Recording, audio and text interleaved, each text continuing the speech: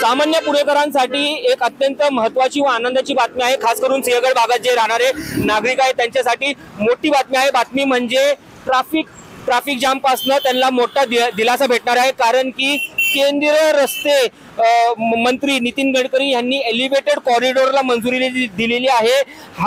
हा जो elevated corridor आहे ते सिंहगड ते थेट देवरोडला जाणारा 6000 कोटींचा मोठा प्रकल्प आहे, ते त्यांनी पास केलेला आहे।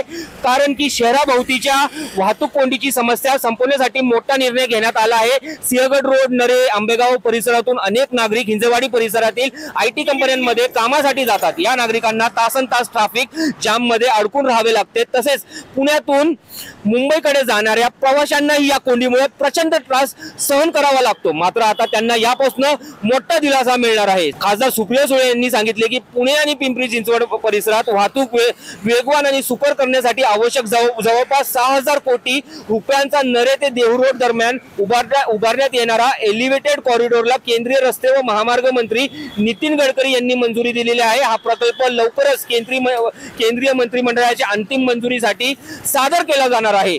या प्रकल्पाची मागणी खासदार सुप्रिया सुळे यांनी केलेली होती। नरे, नवले पूल, वारजे आणि चांदणी चौक ते रावेत दरम्यानच्या पुणे बेंगळुरू महामार्गावरील वाहतूक वेगवान व जाममुक्त करण्याच्या दृष्टीने या रस्त्याची अत्यंत आवश्यकता आहे, असे खासदार सुळे यांनी स्पष्ट केलेले आहे।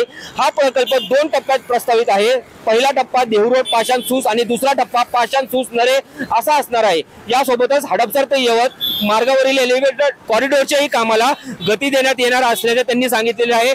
आता नक्की हे बघायचं राहणार आहे की हा जो प्रस्ताव आहे, जे केंद्रीय रस्ते मंत्री नितीन गडकरी यांनी जे 6000 कोटींचा प्रकल्प त्यांनी पास केलेला आहे, आता तो केंद्रीय समितीच्या समोर ठेवण्यात येणार आहे। त्याचं काम नक्की कधी सुरू होतं आणि कधी सिंहगड वासियांना जे जास्त IT क्षेत्रात काम करतात, हिंजेवाडीला ज्यांचं रोज ये जा असतं, इथं मोठी ट्रॅफिक कोंडी त्यांना सामोरे जावी लागती, त्यांना तो दिलासा कधी भेटेल?